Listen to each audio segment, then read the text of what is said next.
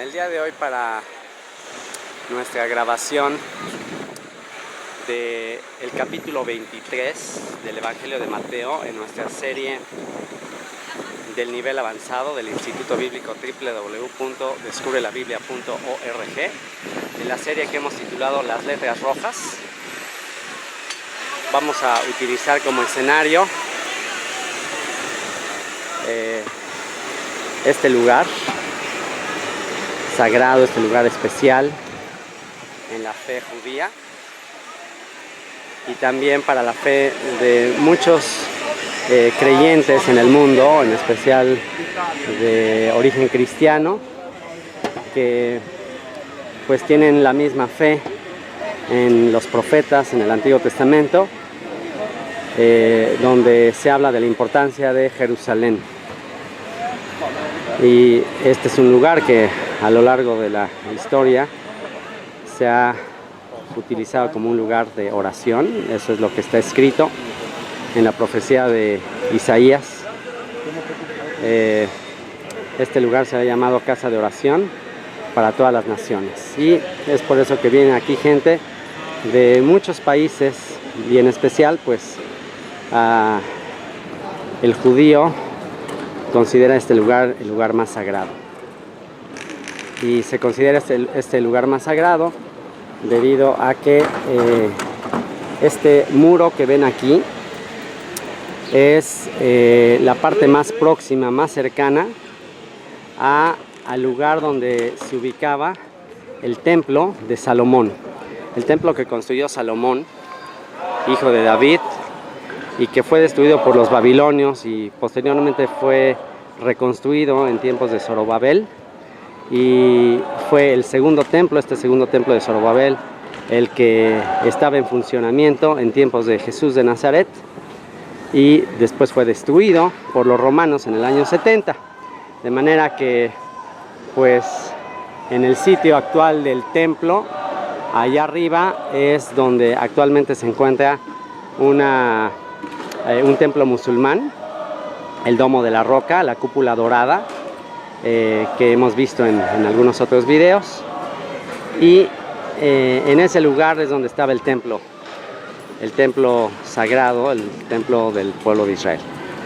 Así que cuando fue destruido por los romanos y derribaron todas las piedras del templo, pues lo único que quedó en pie, y no necesariamente del templo, es esta muralla, que en realidad es una muralla de contención.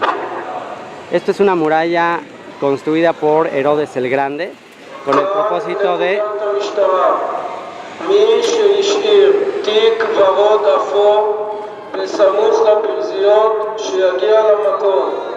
bueno, están hablando de que no se dejen maletas por ahí, porque bueno, hay un alto grado de seguridad aquí, se busca que no se dejen maletas por ahí abandonadas.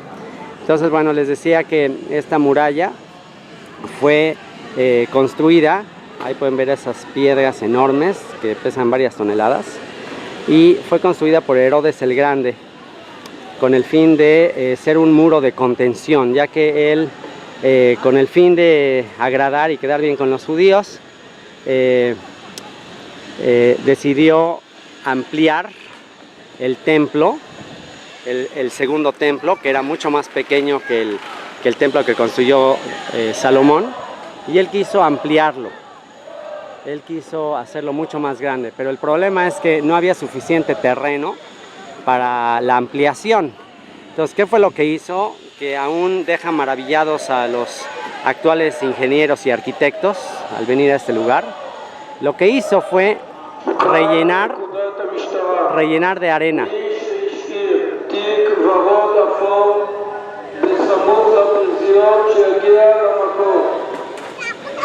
Rellenar de arena toda la parte de arriba, la rellenó de arena, y para que no la arena otra vez se volviera a desparramar, pues hizo este muro de contención, y de esa manera amplió todo el terreno que está allá arriba, y de esa manera pudo ampliar hacer toda la obra de ampliación del segundo templo.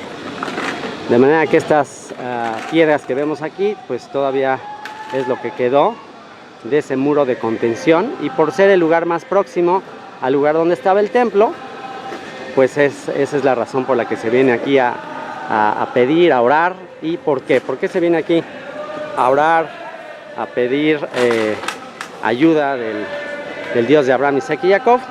Pues por la simple razón de que cuando el rey Salomón construyó este templo, y podemos leer esa oración famosa de la dedicación del templo que hizo Salomón, hijo de David, en las escrituras, cuando él hizo la dedicación de este templo, él hizo una petición muy especial a Dios, primero reconociendo en humildad que Dios no puede habitar en templos hechos de manos de hombres, ya que si ni siquiera los cielos de los cielos pueden contener la presencia divina, cuanto menos este lugar. Fueron palabras del rey Salomón. Sin embargo, a pesar de que Salomón reconoció que un templo hecho de manos de hombres no podía contener la presencia divina, a pesar de eso, Salomón le pidió al Dios de Abraham, Isaac y Jacob, al Dios que hizo los cielos y la tierra, que se complaciera en esta obra que él había hecho, que fue un deseo de su padre David, que se complaciera en ella, y que cada vez que viniera algún descendiente de su pueblo, algún descendiente de Abraham, Isaac y Jacob, alguien que fuese parte del pueblo de Israel, que viniera a este lugar como un sitio de encuentro, como un sitio de paz, que viniera a pedir, a suplicar algo al Dios de sus padres, Salomón le pidió que por favor Dios escuchara y contestara esa oración. Y no nada más Salomón oró por su pueblo, no nada más oró por el pueblo de Israel, también Salomón oró por todas las naciones. Salomón oró por los gentiles, por los extranjeros que vinieren de lejanas tierras y que no fueran parte del pueblo de Israel, que no fueran descendientes biológicos de Abraham, Isaac y Jacob.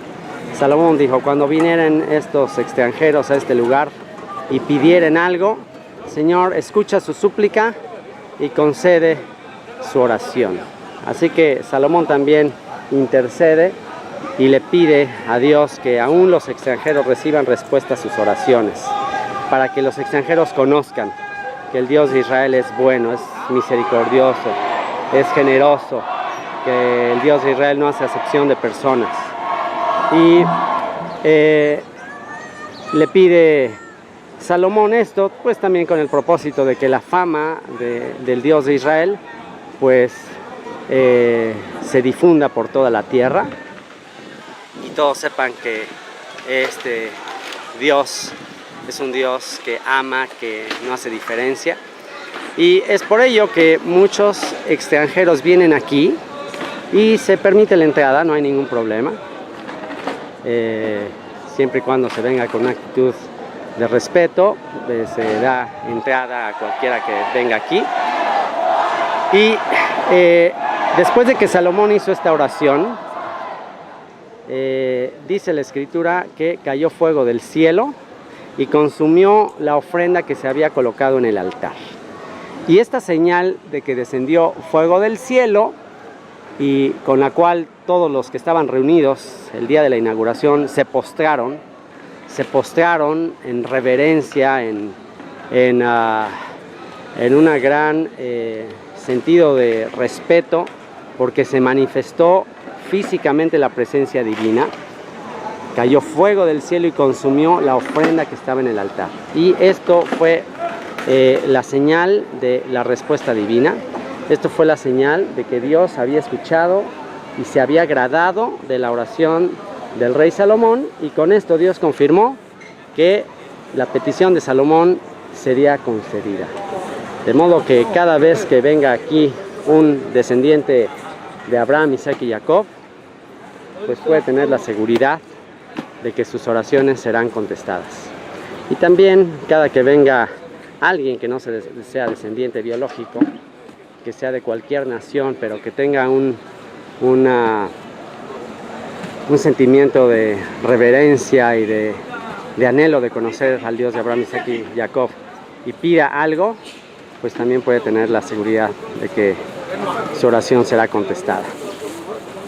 y ese fuego que descendió del cielo y que quemó el sacrificio, pues fue el que se mantenía, solamente se le ponía más leña, y esa era la llama eterna que estaba continuamente quemando en el altar, y por eso era un fuego sagrado.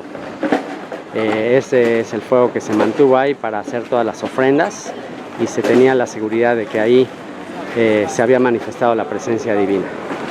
Así que estos son los antecedentes de todo lo que pasó en este lugar. Y bueno, quizás haya algunas personas que no conozcan toda esta historia y que vengan acá pensando que las piedras tienen algo especial o algo mágico, o algunos malinterpreten el que el judío o el extranjero venga aquí a orar y lo critica como pensando que no es el lugar. Pero si confiamos y si creemos lo que dicen las escrituras, pues tenemos que reconocer que Dios contestó la oración de Salomón, y fue Salomón el que pidió que, aunque él sabía que Dios no habita en templos hechos de manos de hombres, aunque él reconocía eso, él le pidió a Dios en humildad que este fuera un sitio donde la presencia de Dios se manifestase. Así que pues esta es la razón de todas estas cosas. Estoy entrando aquí a la sinagoga del muro, que se llama. Es un lugar también de oración, es un lugar donde hay libros sagrados,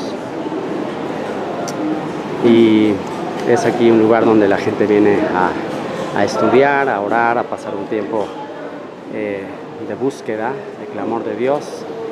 Los papelitos que ustedes ven ahí entre las grietas son peticiones que la gente escribe y que dejan ahí como un testimonio de la oración. Y pues esto es lo que es el muro de los lamentos. Así que una vez que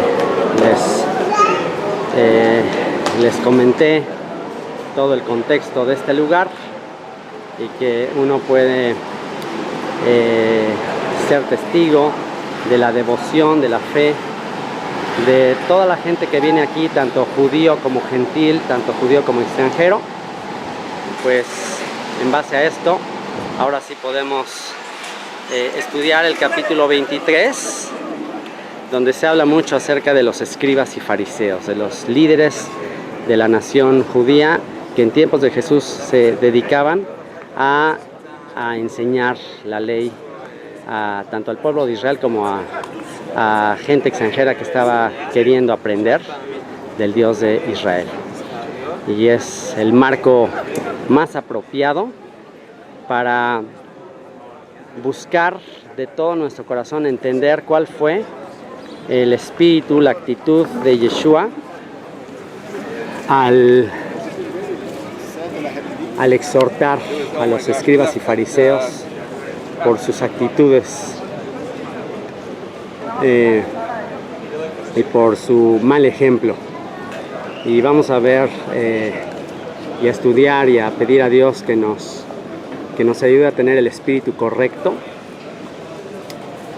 al examinar estas letras en rojo del capítulo 23 de Mateo, ya que estas letras en rojo, si uno no entiende el espíritu del Mesías, el espíritu pacificador, el espíritu compasivo del Mesías, si uno no conoce ese espíritu del Mesías, es muy probable, y ha sucedido en la historia, que esas palabras en rojo del capítulo 23 de Mateo se han utilizado como una justificación de odio, de rechazo, de menosprecio, de crítica a este pueblo, y lo único que eso ha generado es, por supuesto, una reacción en contra de Jesús, de sus enseñanzas por parte de toda esta gente que al leer ese capítulo o al escucharlo de predicadores que solamente leen sin conocer todo el contexto que se vivía en tiempos de Jesús, pues al al verlo de esta manera superficial, pues terminan rechazando totalmente el mensaje de Jesús, como si fuera un mensaje agresivo, como si fuera un mensaje negativo, como si fuera un mensaje pues incluso antijudío. Y esto está muy muy lejos de lo que aquel que les amó hasta el fin y que dijo: Padre, perdónalos porque no saben lo que hacen, está muy lejos de lo que él en realidad quiso expresar. Así que, teniendo este marco y rogando y suplicando a nuestro Padre Celestial que nos ayude a tener el balance y a tener el espíritu del Mesías, vamos a grabar este estudio, esperando que pronto y en nuestros días se dé la reconciliación de ambos pueblos de una vez por todas y se derribe toda pared intermedia de separación y que Él nos haga uno en su mano, como está escrito en la profecía de Ezequiel capítulo 37. Padre, te ruego que al estudiar este capítulo 23, estas letras rojas de tu Hijo, podamos entender el sentir, podamos entender el espíritu con que Él exhortó a los escribas y fariseos y podamos tener la misma actitud que Él tuvo al anhelar que Jerusalén finalmente se arrepintiera, finalmente le diera la bienvenida a aquel que solamente vino a traer compasión, a traer amor y a mostrar el corazón de un Dios de pactos que ama incondicionalmente y que permanece fiel aunque su pueblo sea infiel. Ayúdanos a estudiar este capítulo y que estas palabras y el entendimiento que tengamos de él pueda sanar siglos de malos entendidos y de enemistad que se ha vuelto a levantar por un espíritu competitivo, un espíritu de arrogancia, de orgullo y peor aún por un espíritu de Amalek. Ayúdanos a entender tu amor eterno para Israel, para esta tierra y para todas las naciones. Te lo rogamos en el nombre de aquel que dio su vida por el judío primeramente y también por el griego y por el extranjero. En el nombre de Yeshua. Amén.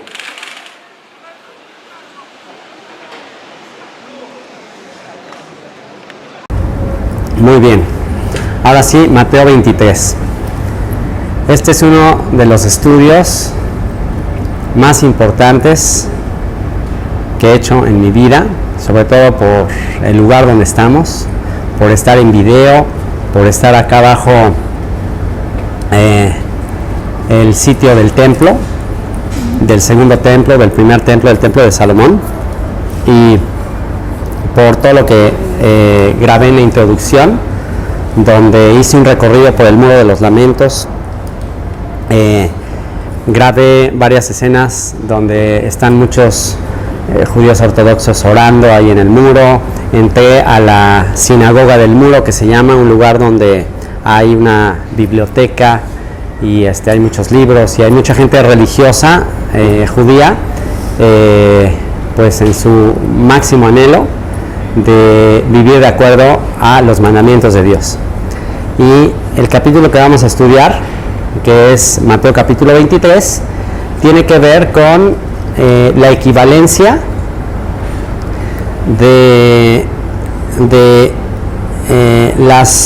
la equivalencia en la época de Yeshua a los que vemos actualmente, que son judíos ortodoxos religiosos y que están observando en su mejor posibilidad todos los mandamientos de la ley. Así que este es un capítulo que tengo mucho deseo de grabar aquí en este lugar y sobre todo con ustedes que están viniendo acá y algunos de ustedes que quizás es primera vez. Aquí tengo a una pareja de Colombia que quizás es primera vez que tiene contacto así tan cercano con judíos ortodoxos. O no sé si antes habían visto personas que de la fe judía, de la religión judía, habían visto alguna vez en Colombia algo así, ¿no?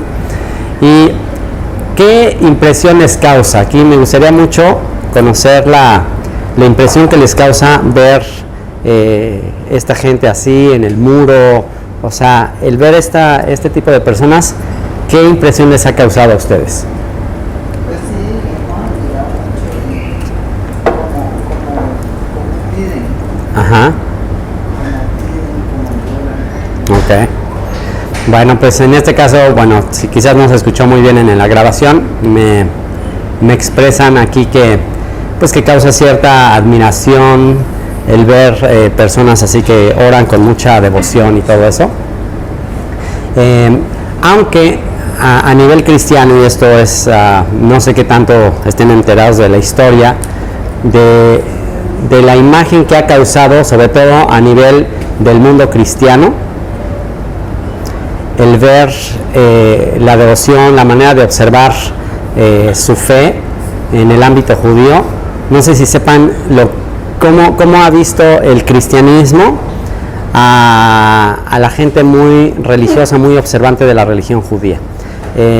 No sé si esto lo sepan, pero bueno, yo vengo de un contexto de pastores, de gente en congregaciones, donde siempre el concepto de los fariseos, siempre el término fariseo en las iglesias, en el cristianismo, es un término que se usa como de manera negativa. O sea, siempre se dice que los fariseos son muy religiosos, son muy legalistas y todo eso, y mucho de ese menosprecio, de ese rechazo que hay a la manera de observancia judía es basado en gran parte en el pasaje del día de hoy, en Mateo 23.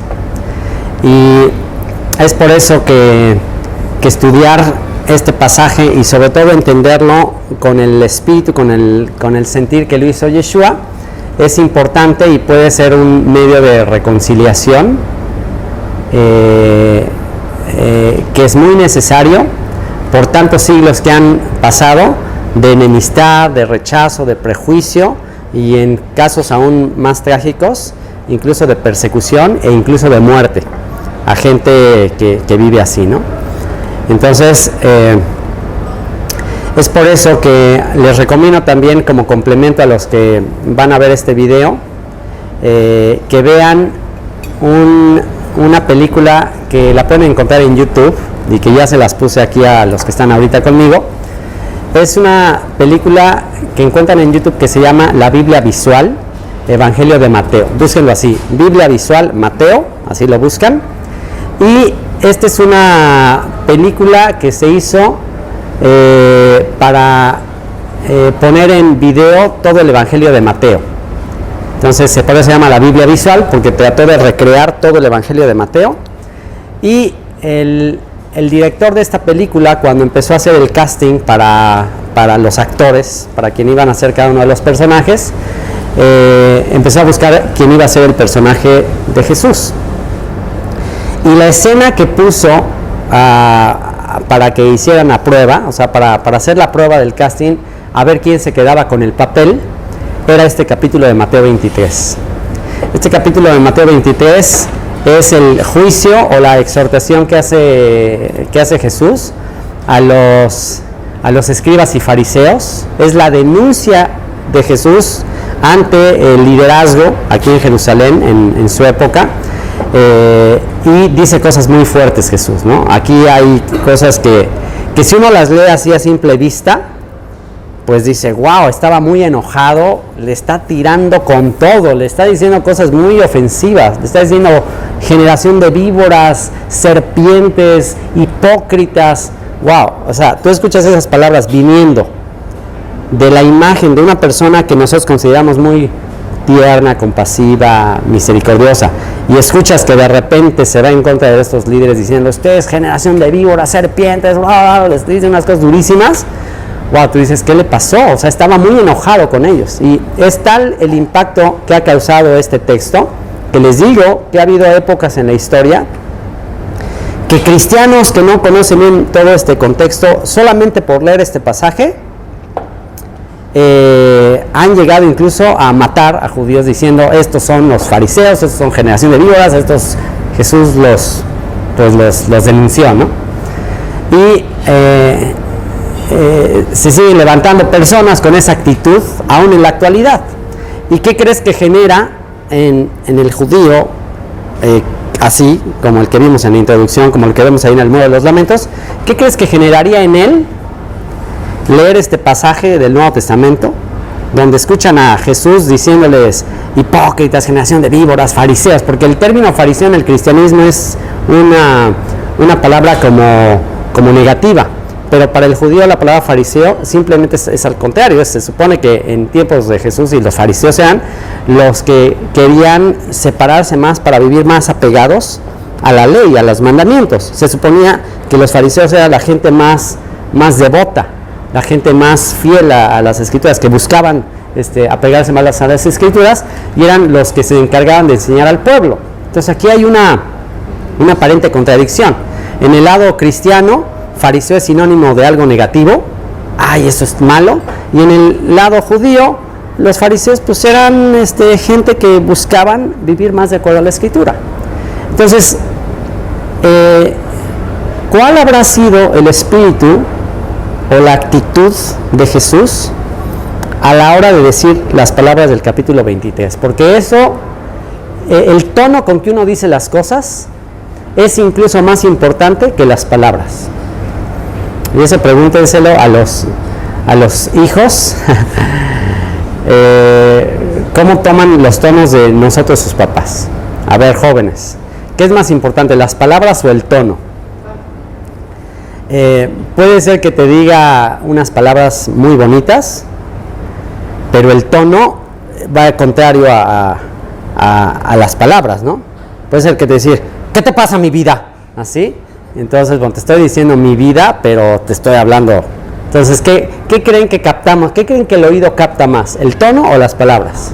El tono. ¿Y qué pasa si te digo, eres un tonto? O sea, te digo así, te lo digo muy bonito, pero te estoy diciendo durísimo. Entonces, el tono puede ser más significativo. Entonces, podemos leer estas mismas palabras del capítulo 23 y de acuerdo al concepto que nosotros tengamos de Yeshua, las vamos a leer de diferente manera, ¿me entienden? Si pensamos que Yeshua a los fariseos y a los escribas y a toda esta gente religiosa, si pensamos que los odiaba, que los alucinaba, entonces esto lo vamos a leer así: hipócritas, generación de víboras, malvados. Así lo vamos a leer, porque decimos, no, Jesús odiaba a estos, ¿no? Y así lo han leído mucha gente a lo largo de los siglos. Ha habido gente que lee esto y ya trae un prejuicio que le han sembrado de mucho tiempo atrás en contra de los judíos, y ya leen cada pasaje en que Jesús dice generación de víboras, o ustedes son hijos de su padre el diablo, y leen esos pasajes diciendo, ¿ves? Los odiaba, los judíos. Y entonces toman la misma actitud que según ellos tenía Jesús y se van durísimo contra los judíos. Y les digo, ha habido matanzas en la historia, ha habido cristianos que obviamente no eran cristianos porque no entendían nada de lo que es Cristo, que llegaron a incendiar sinagogas. Eso sucedió en España.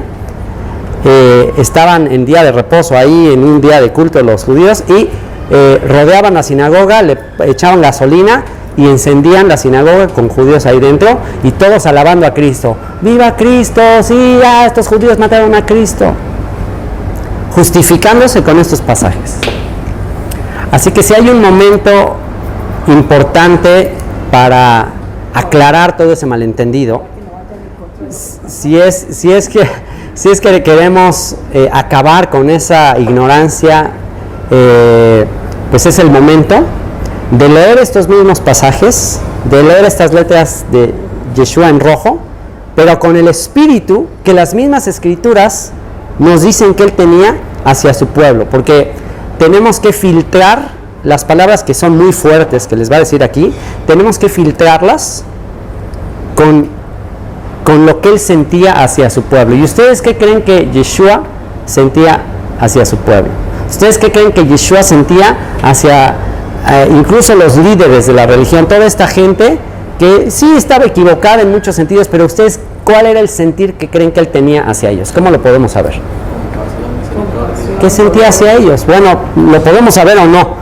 ¿Qué dijo cuando estaba en la cruz? Y todos, incluso algunos se burlaban de él. A ver, bájate de la cruz, a ver, demuéstranos que eres el Cristo. ¿Qué era lo que él decía mientras estaba en la cruz y le estaban diciendo cosas quizás feas? ¿Él qué decía de ellos? Padre, perdónalos porque no saben lo que hacen. ¿Ustedes creen que Yeshua los amaba o no los amaba? Pues porque estaba en la cruz, pues por amor a ellos. Por amor se entregó. A lo suyo vino y los suyos no le recibieron. Dice, pero él a lo suyo vino. O sea, él quiso salvarlos. Él se entregó voluntariamente. Él dijo, a mí nadie me quita la vida. O sea, ya de entrar eso de que los judíos lo mataron o quien sea. O sea, no es necesario decir, alguien lo mató. ¿Por qué? Porque él dijo, a mí nadie me quita la vida. En otras palabras, a mí nadie me mata. Yo pongo mi vida. Yo tengo poder para ponerla y tengo poder para volverla a tomar.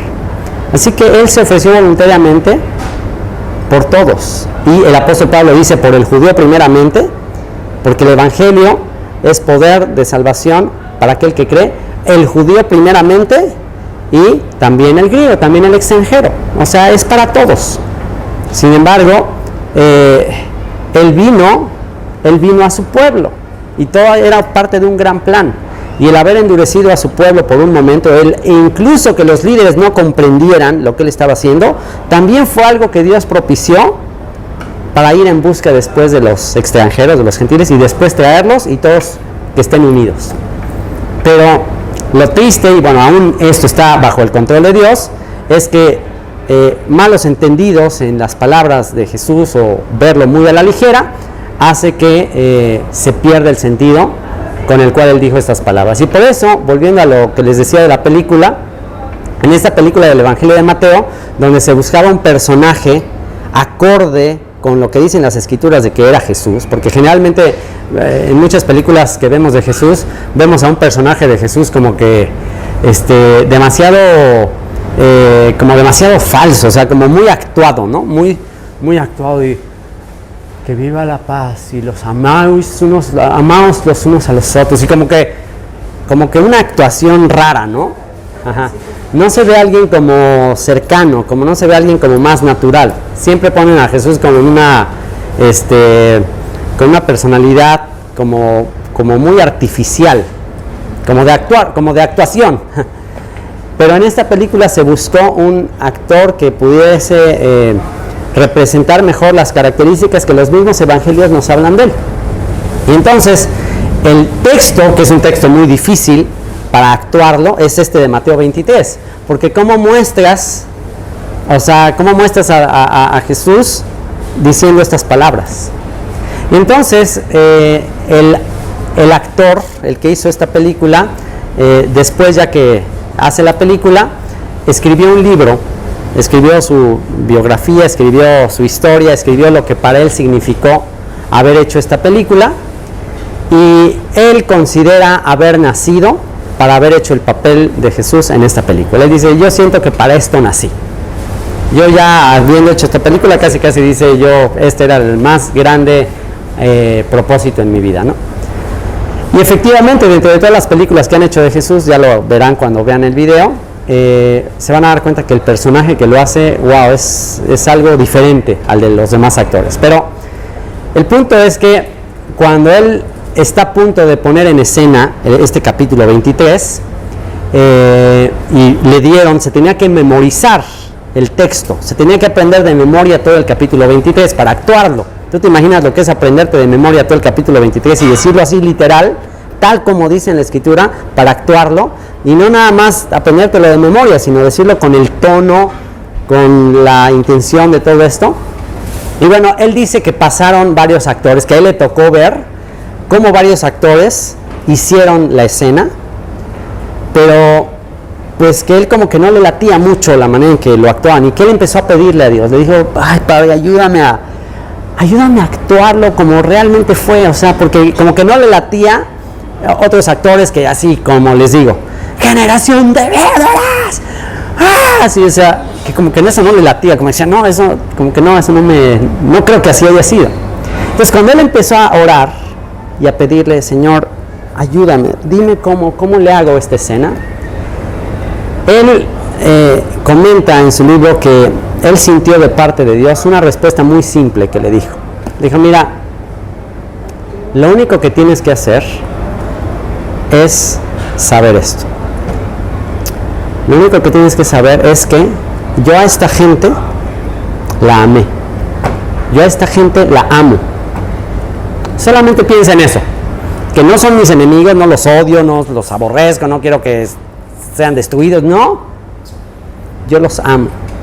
Entonces no son palabras de rencor, de odio.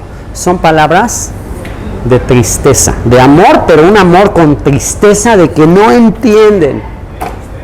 O sea, es como un papá que ve que su hijo de plano es un desobediente y se está perdiendo y por más que le dices no te hace caso y lo regañas, pero no lo regañas así con un deseo de que te caiga un rayo y ya que te desaparezcas, no, sino a veces es un regaño con desesperación de que me darían ganas de meterme a su cabeza y cambiar su manera de pensar, pero no se puede, es como una impotencia. Es una impotencia que tenemos cuando vemos que se están equivocando nuestros hijos y no podemos meternos a su cabeza, no les podemos hacer entender y ver las cosas que nosotros vemos, no podemos. Y esa es la grandeza del amor de Dios, que siendo el Todopoderoso, nos dio la oportunidad de decidir por nosotros mismos. Y no nos puede forzar a cambiar, nos puede exhortar, nos puede decir esto no te das cuenta y puede entristecerse, pero tiene que respetarnos la libertad de decidir. Así que una vez que este actor recibe respuesta a su oración, ayúdame a actuar esto de manera correcta y que él siente que Dios le está diciendo solamente díselos porque les amas, entonces todo cambió. Entonces dice que él empieza a hacer el papel y que todo fluyó de una manera increíble, que empezó a decirles y que sintió, dice, pude experimentar ese amor de Yeshua hacia esta gente a pesar de que estaban haciendo cosas equivocadas. Y lo más impresionante es que dice que al final, o sea, fue natural, y ustedes ven la escena, se dan cuenta que al final termina llorando, así tirado en el suelo, termina llorando diciendo, Jerusalén, Jerusalén, Jerusalén, Jerusalén. Y quizás tú ves ahorita Jerusalén y ves todo este desastre que hay aquí, y dices, Jerusalén, Jerusalén, ¿qué es esto que hay aquí?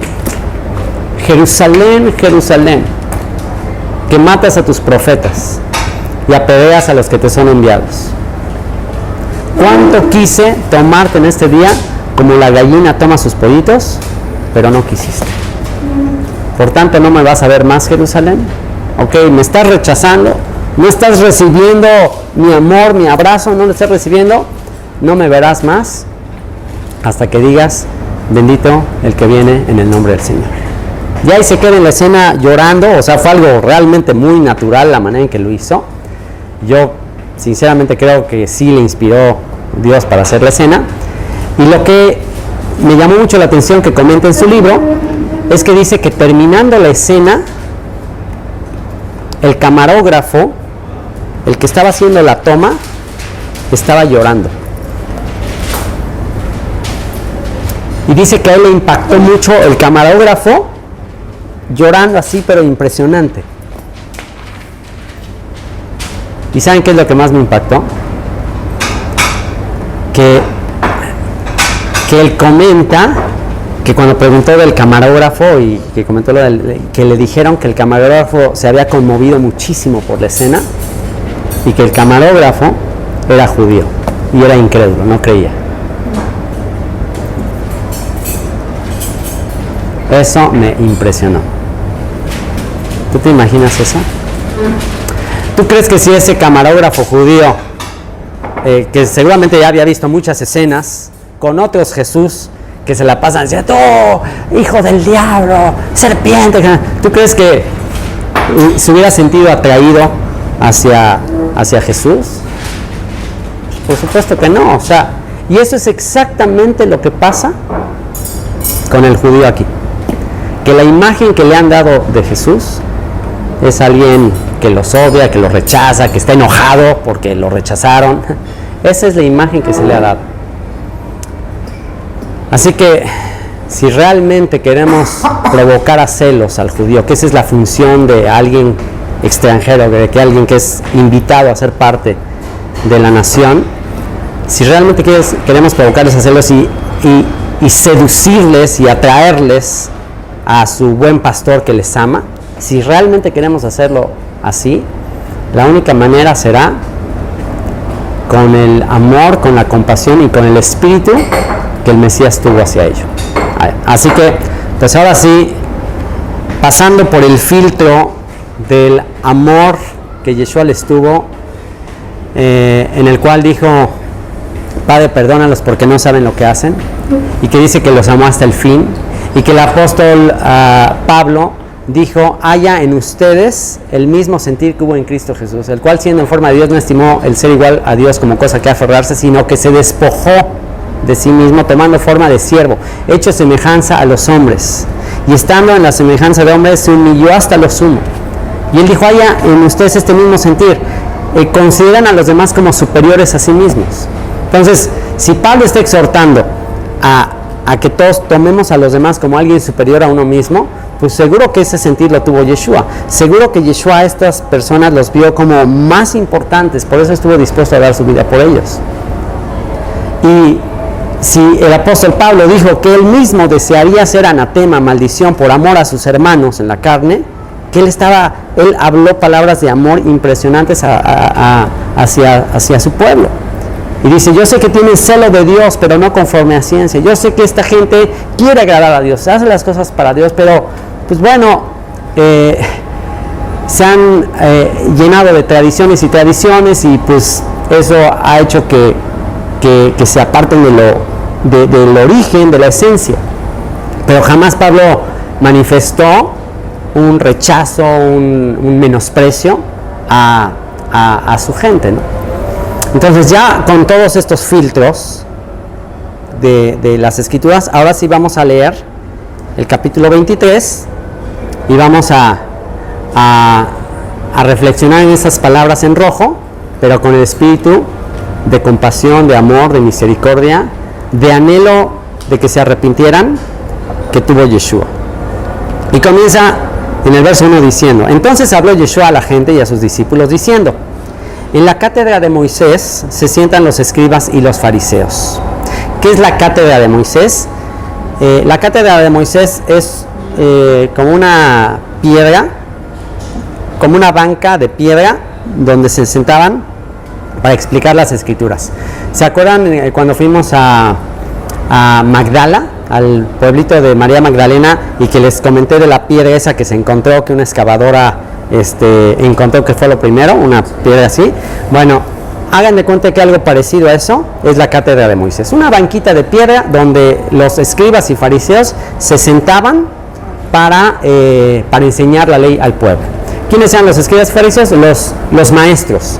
Los escribas eran los encargados de copiar el texto de la Biblia, los fariseos eran los encargados de enseñar al pueblo las leyes dadas por Moisés, ¿no? Y eso es lo que está diciendo Yeshua: en la cátedra de Moisés, en esta banquita, se sientan los escribas y los fariseos, así que todo lo que os digan que guardéis, guardadlo y hacedlo, mas no hagáis conforme a sus obras, porque dicen y no hacen. Y este es un versículo controversial, porque dice: así que todo lo que os digan que guardéis, guardadlo y hacedlo. Si nos quedamos así, entonces aquí les digo que es un pasaje controversial, porque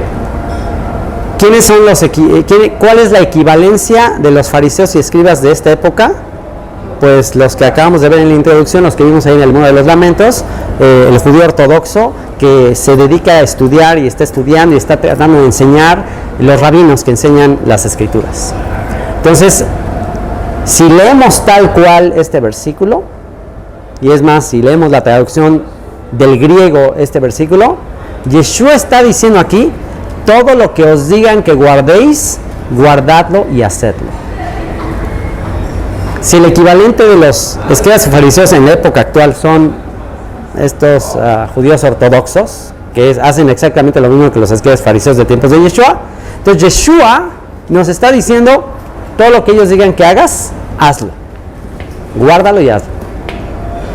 Y wow, entonces aquí ¿qué pasaría con todos los cristianos en el mundo que critican y dicen, no hay que hacerlo, estas cosas de judíos ortodoxos, esas no hay que hacerlas? Pues cómo no, si Yeshua te está diciendo lo que ellos hacen, hazlo.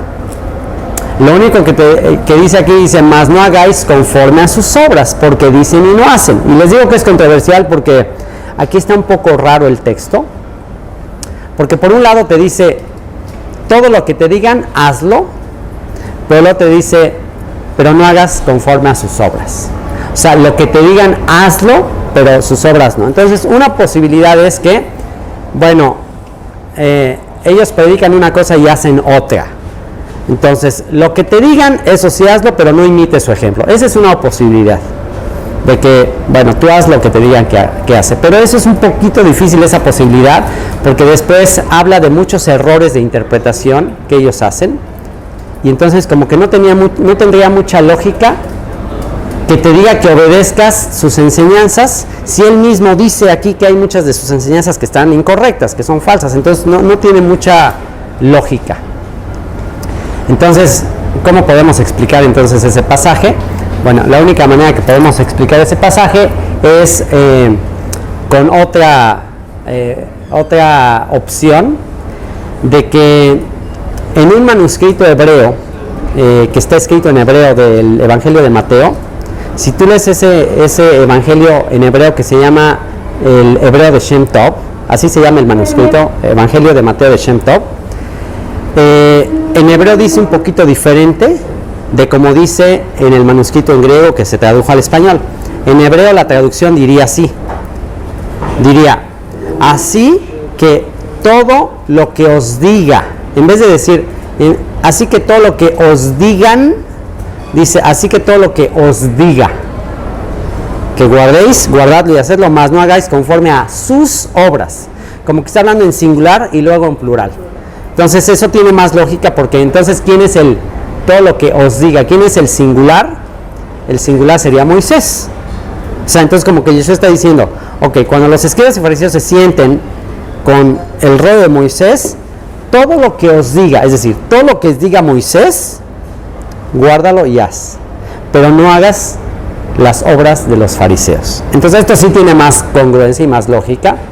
¿Por qué? Porque como que te está diciendo, tú escucha y haz lo que está escrito que dijo Moisés que hagas, pero no hagas las interpretaciones de estos hombres, porque hay muchas cosas que ahorita va a decir que están equivocadas, que son incorrectas, que no era el espíritu de la ley, que no era lo que Moisés decía. ¿Ya me entienden? Como si Yeshua estuviera haciendo una diferencia entre lo que dicen los escribas y fariseos, los líderes, y lo que dice Moisés. ¿Y ustedes qué piensan? ¿Creen que hay diferencias? ¿Ustedes creen que hay cosas que están escritas en la ley de Moisés y hay cosas diferentes que se hacen? Pues claro que sí. No nada más en el judaísmo, en el cristianismo. ¿Cuántas cosas leemos en el Nuevo Testamento que dice cómo se hacen y ya en la religión se hace otra cosa? Entonces es como si Yeshua estuviera diciendo, ¿sabes qué? Tú hazle más caso a lo que está escrito. O sea, vete a lo que está escrito. No te dejes llevar por un montón de prácticas, de malos ejemplos, de equivocaciones. Tú básate en lo que está escrito. Y tiene mucho más sentido que es a lo que se está refiriendo. Y va a empezar a poner ejemplos. Aquí viene ejemplos de errores de interpretación en la que estaban cayendo. Dice el verso 4, porque atan cargas pesadas y difíciles de llevar y las ponen sobre los hombros de los hombres, pero ellos ni con un dedo quieren moverlas. Atan cargas pesadas y difíciles de llevar. ¿A qué se refiere esto de cargas pesadas y difíciles de llevar? Imponen obligaciones sobre la gente muy difíciles, mandamientos muy difíciles, cargas muy difíciles, pero nada más se las imponen al pueblo y ellos mismos no las hacen. Es como si yo les dijera, miren, Dios manda que todos los días cargues esta mesa. Tienes que cargar 3 horas esta mesa y con eso le vas a agradar a Dios. Y yo sé que eso no lo manda Dios. O sea, yo nada más le digo a ustedes que lo hagan así, porque me conviene, porque quiero que me ayuden en algo, pero yo mismo no lo hago. Y yo mismo no lo hago porque yo ya sé que eso no está escrito, pero yo trato de hacer que otra gente haga para mi propio beneficio o para pues muchas otras razones, ¿no? Entonces, esa es la actitud que dice que están teniendo estas personas y muchas personas en la actualidad, que tratan de imponer cosas que realmente no están escritas y por motivos equivocados. Y dice, pero ellos mismos ni con un dedo quieren moverlas. Y dice, antes, y aquí dice cuál es la motivación. ¿Cuál es la motivación de mandar cosas que no están escritas? Antes hacen todas sus obras para ser vistos por los hombres. Pues ensanchan sus filacterias y extienden los flecos de sus mantos. Ensanchan sus filacterias. ¿Y cuáles son las filacterias? Las filacterias son unas cajitas que se ponen aquí en la cabeza y se ponen aquí en el brazo en las mañanas para orar, los judíos ortodoxos. Es una costumbre en el judaísmo basada en el mandamiento de que estas palabras las pondrás como frontales entre tus ojos y como una señal en tu mano. Basadas en ese texto se tomó literalmente y se amarra esta cajita que tiene porciones de esos textos y de otros textos de la Biblia. Se amarran aquí y aquí en la frente. De hecho, si van al muro te van a decir que si te quieres poner eso, se llaman tefilín o filacterias. Entonces te dice, ensanchan, las hacen más grandes, ¿ok? Ya en la antigüedad se han encontrado algunos tefilín en el Mar Muerto y todo, y eran así como pequeñitos, pero Yeshua está hablando de que llegó el momento en el que los hacían más grandes, más vistosos, para apantallar más, para que, wow, se mira este tefilín, hay un cajón acá, impresionante, una cajota acá, para que mira qué justo, qué santa es esta persona. Y es esa actitud del ser humano, de aparentar más de lo que somos. Justo hoy en la mañana en el desayuno hablábamos un poco de eso, ¿no? Que tenemos que cuidarnos de esa actitud porque uno siempre es tentado a tener esa actitud y eso puede traer mucho daño, sobre todo a los hijos, ¿no? Muchas veces yo mismo me he cachado a mí mismo tratando de tener esa actitud. Por ejemplo, con mis hijos, cuando invitamos a alguna persona, yo mismo he detectado en mi carne, en mi manera de ser, cosas con las que yo mismo me enojo, porque al invitar a alguien a nuestra cena de Shabbat o algún momento especial en la casa, pues siempre está la actitud de, a ver, hijos, ahora sí compórtense, y a ver, haz la oración así en hebreo, así, pero bonita, cántala así para que se vea muy, y como una cuestión de, así hacer muy apantallante para, wow, ay, esta familia, mira qué familia tan preciosa, qué unción, qué lindo. Y entonces, como que uno quiere dar una imagen que no es cierta, pero eso sí, se van las visitas y ya uno ni hora antes de la comida, ya come rápido, ya que se van las visitas, ¿no? Entonces es exactamente lo que está diciendo Yeshua.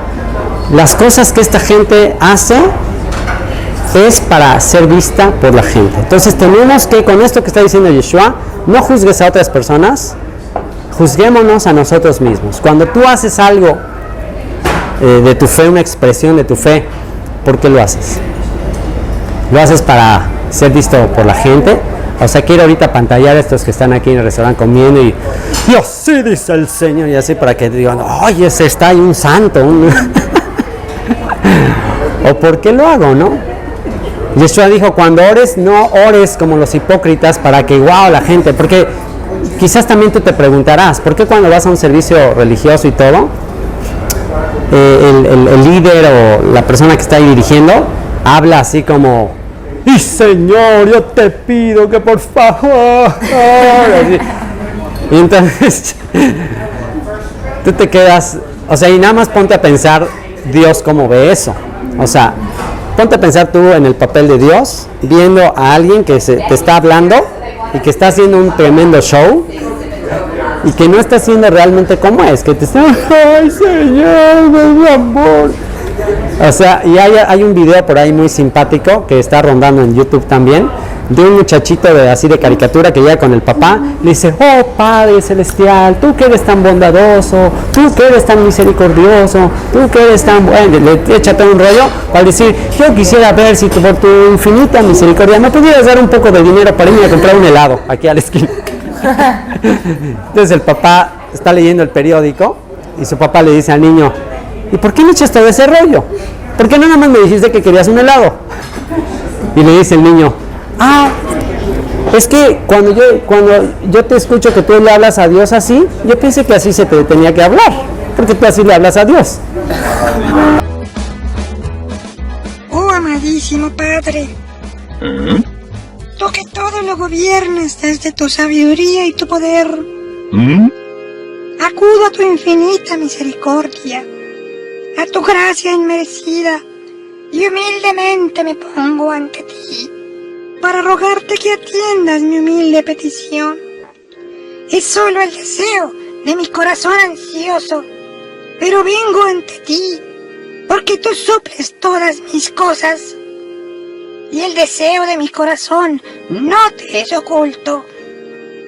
Oh, amadísimo Padre, quiero pedirte que extiendas tu poderosa mano y derrames sobre mi vida provisión en abundancia, de manera que yo pueda ser bendecido y pueda ir a la esquina a comprarme un helado. Oh, amadísimo Padre, bendito tú entre todos. Espera. ¿Y por qué no solo me dices, papi, ¿me compras un helado? Y ya, sin tanto aspaviento. ¿Sí? Es que como yo te veo que tú le pides las cosas a Dios de esa manera, pensé que ese era el método para pedir lo que uno quiere. Gracias. Pues sí, ¿no? Ay, niñito.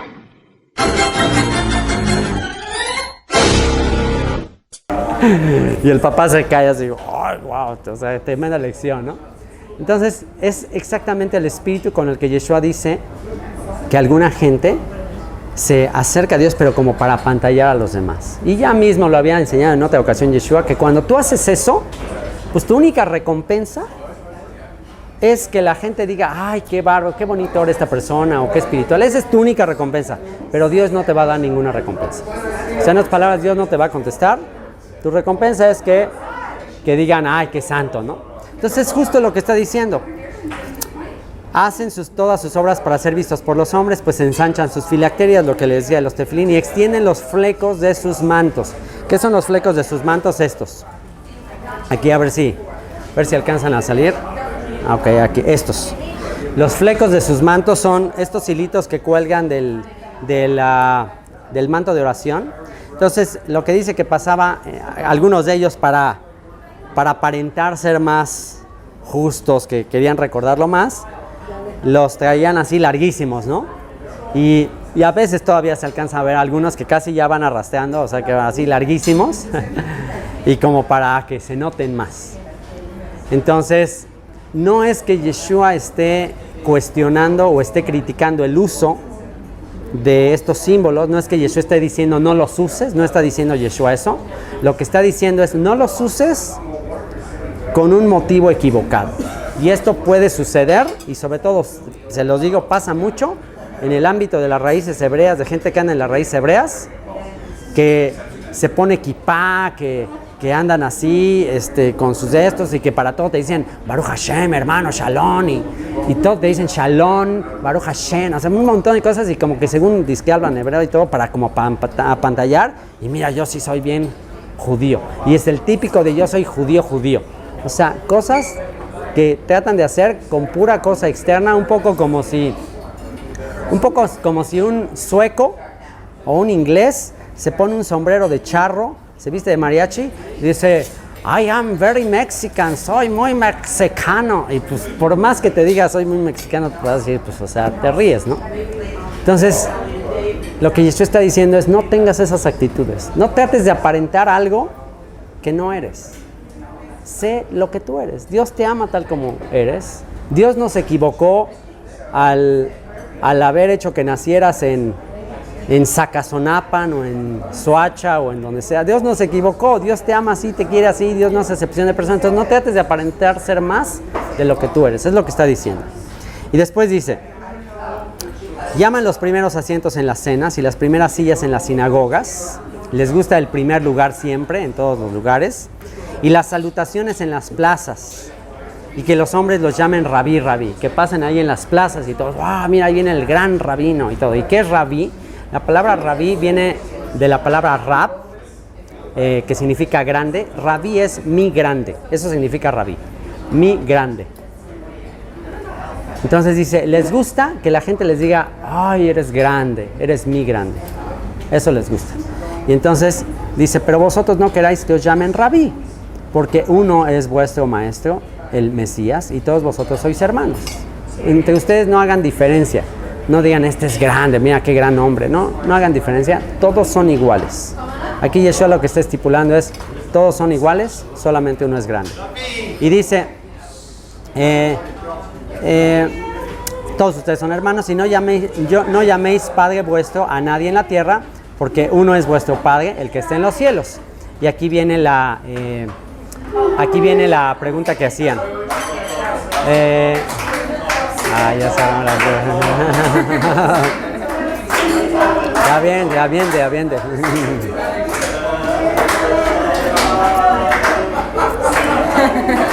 Ya nos ambientaron el video.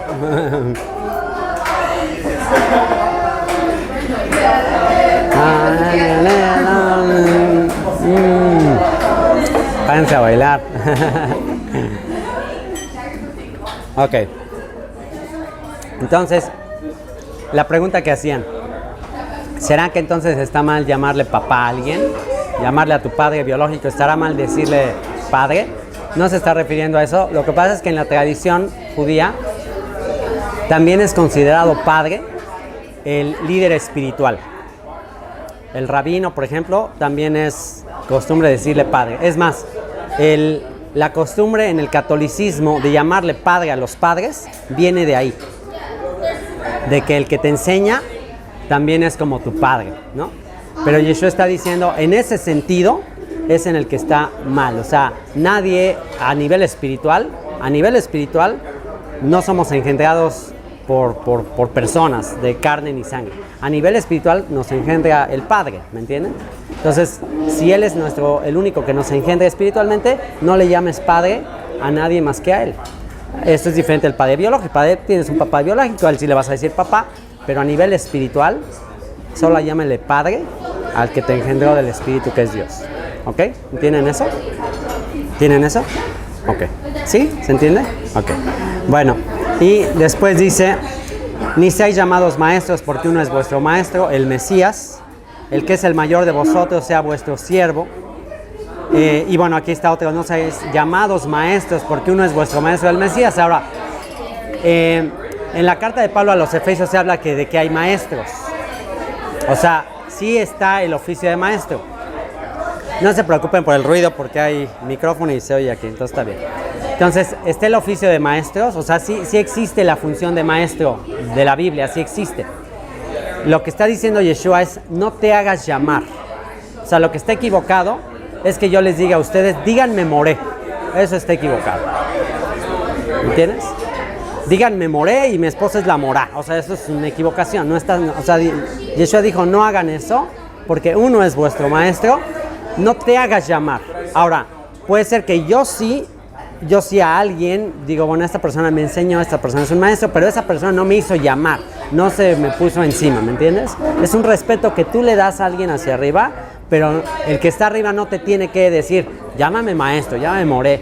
No, pues no, o sea, a nivel de eso, mi maestro, mi Moré es Yeshua y punto, ¿no? Y dice, el que es el mayor de vosotros sea vuestro siervo, porque el que se enaltece será humillado y el que se humilla será enaltecido. Mas hay de vosotros, escribas y fariseos hipócritas, porque cerráis el reino de los cielos delante de los hombres, pues ni entráis vosotros ni dejáis entrar a los que están entrando. Hay de vosotros, escribas y fariseos hipócritas, porque devoráis las casas de las viudas y como pretexto hacéis largas oraciones. Por esto recibiréis mayor condenación. Y aquí está la denuncia con los que usan la fe para sacar provecho de eso. Dice, hacen largas horas. Y esto puede seguir sucediendo, no nada más dentro del judaísmo, pero en el cristianismo y en todas las religiones, de alguien que use de pretexto el que voy a hacer una oración por ti y voy a pedirle a Dios, pero tú ¿cuánto me vas a dar? y que luego te piden que les des algo. Entonces, eso es lo que está denunciando, el hacer negocio de la fe. Y dice, ay de vosotros, escribas y fariseos hipócritas, porque recorréis mar y tierra para hacer un prosélito. ¿Qué es un prosélito? Un converso, alguien que se convierta al judaísmo.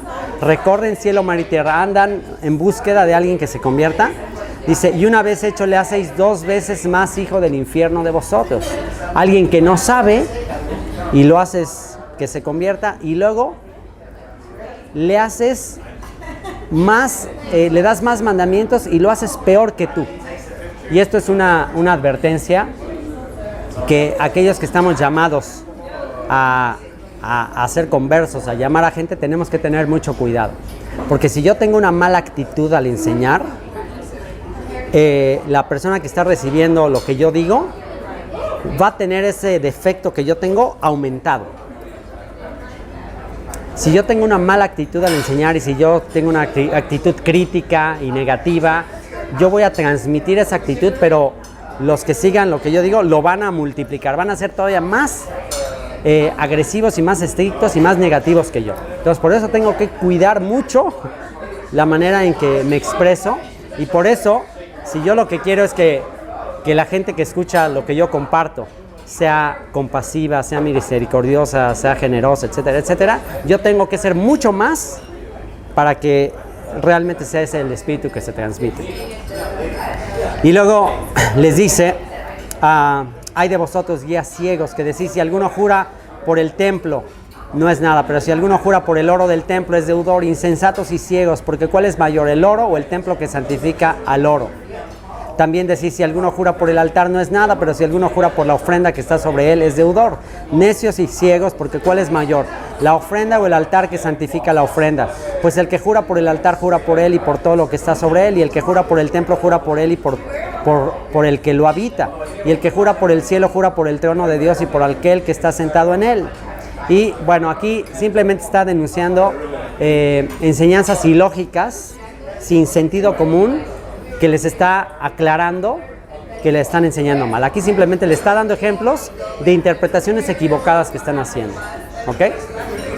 Y esta palabra que suena tan fuerte, hipócrita, que a nosotros nos suena muy fea, en esa época no sonaba tan fea, porque la palabra hipócrita simplemente significa actores.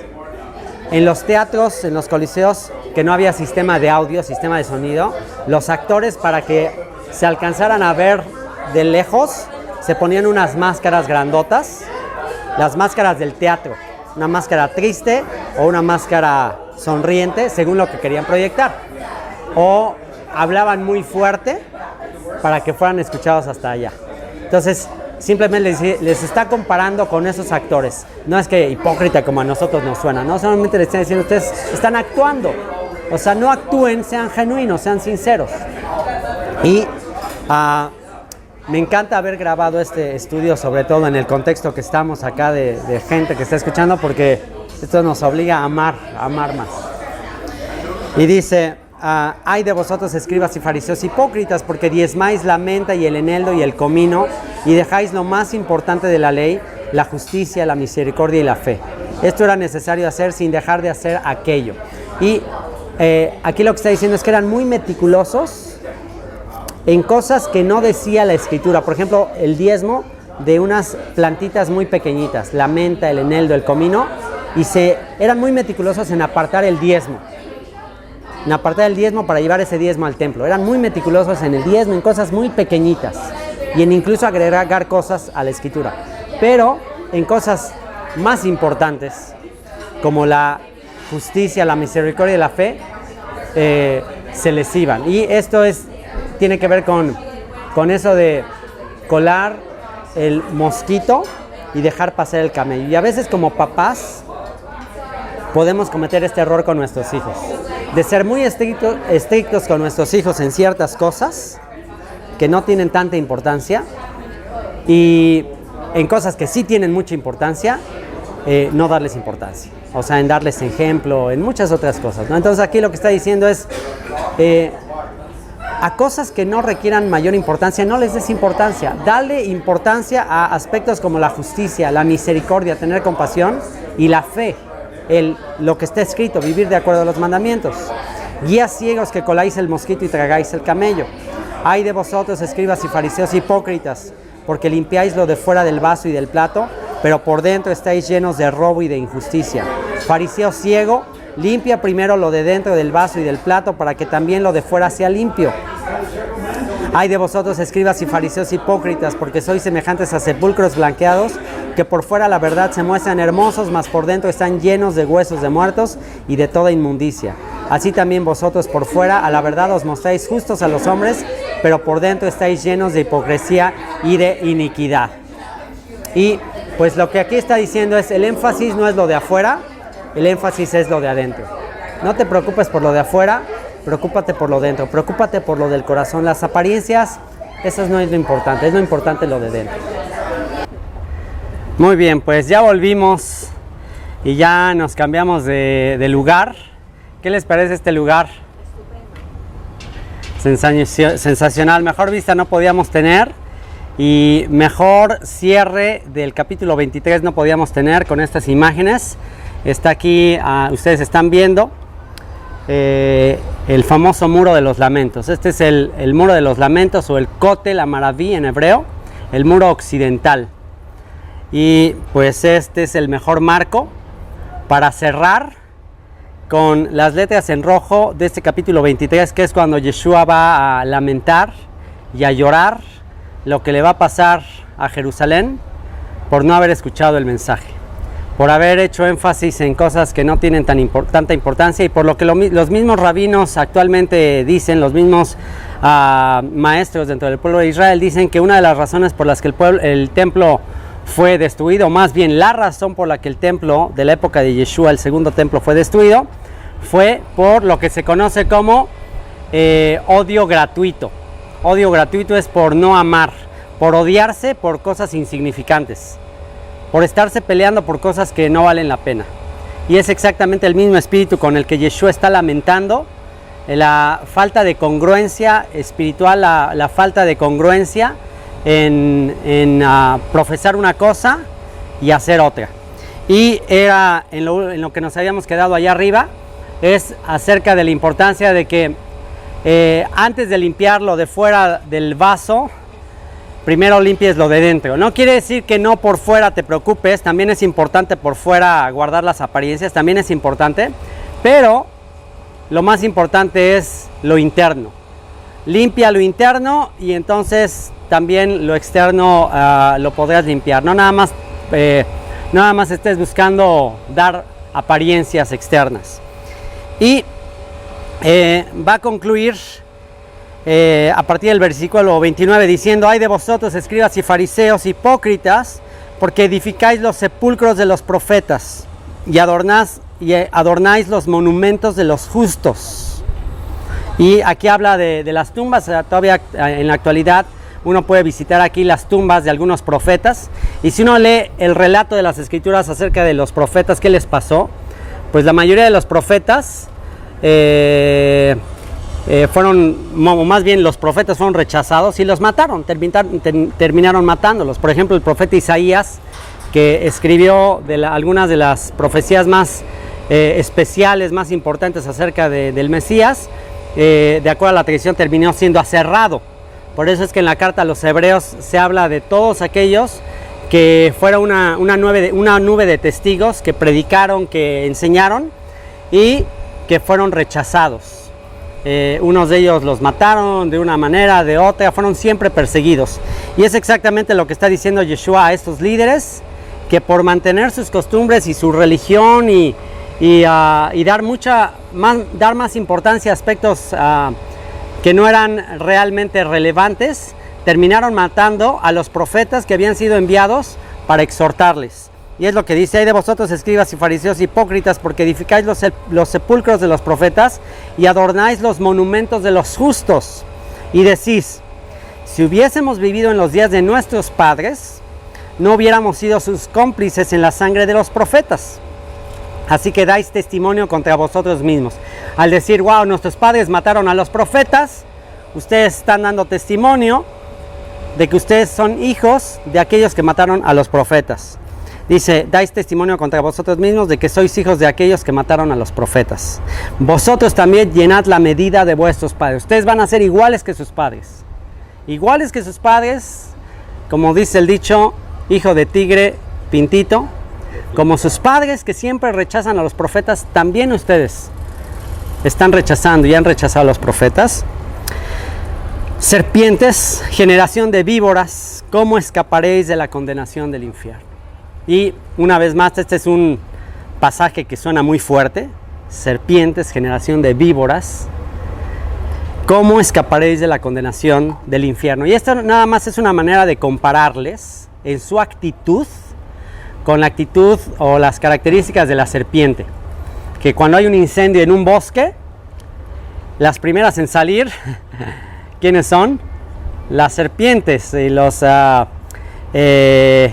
todas las criaturas que se arrasan porque el piso se empieza a poner muy caliente y tienen que salir corriendo porque se queman. Entonces, como diciéndoles, ustedes solamente tienen temor del juicio, o sea, pero en realidad no están arrepentidos. Solamente quieren evitar el castigo, pero en realidad no hay un arrepentimiento sincero. Entonces, no es que les esté llamando víboras, serpientes de una manera fea nada más por ofenderlos, sino los está comparando con este animalito que se arrastra y que simplemente quiere escapar del juicio, pero no hace nada al respecto, ¿me entienden?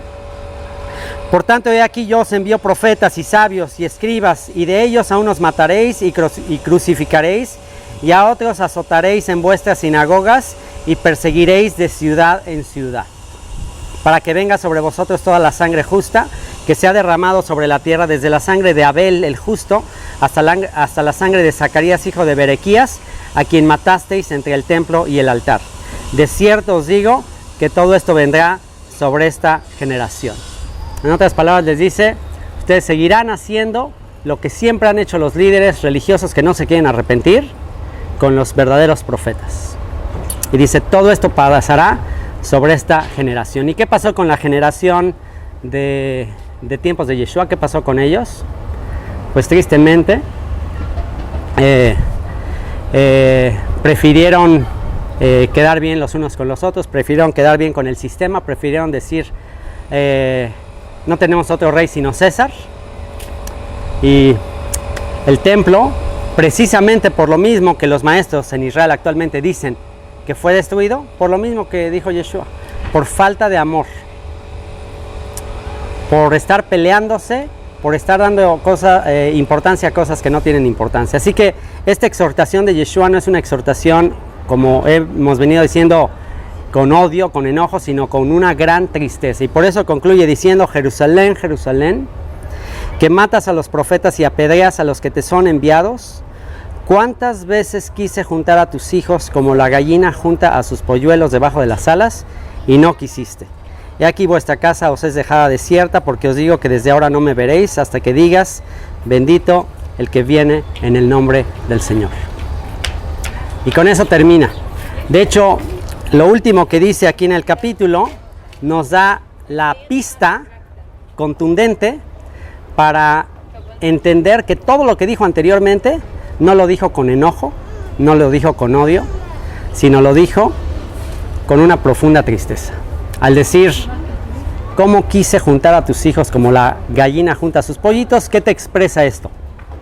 ¿Qué te expresa el final? ¿Qué te expresa el final del capítulo? ¿Cómo una gallina quiere a los pollitos? Dice, lo único que yo quería era juntarte como la gallina junta a los pollitos. Lo único que yo quería era protegerte. Lo único que yo quería era mostrarte cuánto te amo. Lo único que yo quería era tu bien. Eso era lo único que yo quería. Aquí está la clave para que entendamos todo el pasaje. Yo solo quería lo que la gallina quiere de sus pollitos. ¿Qué busca la gallina de sus pollitos? Protegerlos, amarles. Así que si alguna vez tú habías leído este pasaje con una actitud equivocada, ya viendo el desenlace del capítulo, puedes entender el sentido de estas letras rojas, llenas de compasión, llenas de amor y lleno de tristeza. ¿Por qué? Porque aunque quise hacer eso, como la gallina toma sus pollitos debajo de sus alas, aunque yo lo quise hacer, ¿cuál fue el problema? Tú no quisiste. Tú no quisiste, Jerusalén. Y como no quisiste, ahora ¿qué es lo que dice? Como no quisiste, ahora no me verás más hasta que digas Baruch haba b'shem Adonai. Bendito el que viene en el nombre del Señor. Y con esto cerramos este capítulo que de manera contundente tiene que darnos el espíritu de aquel que amó a este pueblo a un nivel tal que quiso protegerle y quiso dar su vida por ellos. Así que vamos a orar y vamos a pedir por todos aquellos que han entendido mal estas palabras de Yeshua y las han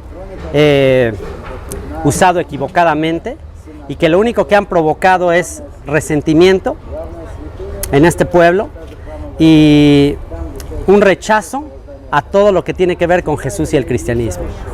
Si tú que estás viendo este video estás entendiendo el espíritu con el que Yeshua dijo todas estas cosas y te estás dando cuenta que también tú lo habías entendido de otra manera, yo te voy a invitar a que le pidas perdón a Dios por haber actuado, si en algún momento actuaste de manera equivocada o con menosprecio o con arrogancia, justo como Pablo advirtió a los extranjeros, a los gentiles que eran injertados al pueblo, que no actuaran con arrogancia, que no hablaran mal, que no se jactaran en contra del pueblo al que habían sido injertados. Si tú te estás dando cuenta de este error, pues este es el momento que pidamos perdón y que tengamos el mismo espíritu y el mismo sentir que tuvo nuestro Salvador, de poner su vida en rescate por los demás, de considerar a los otros como superiores a Él mismo. Vamos a orar, por favor. Padre, te damos muchas gracias por este estudio. Gracias por mostrarnos el corazón de tu Hijo al entender que amó a su pueblo hasta el fin, y que le sigue amando y sigue intercediendo y sigue anhelando ser como la gallina que protege a sus pollitos. Ayúdanos a tener este mismo sentir y a incluso orar como oró en su momento el apóstol Pablo al decir que deseara él mismo ser anatema, separado del Mesías por amor a sus hermanos, a sus parientes en la carne, los cuales eran israelitas, porque de ellos es la adopción, el culto de las promesas, y de ellos, en cuanto a la carne, vino el Mesías, el cual es bendito por los siglos. Amén.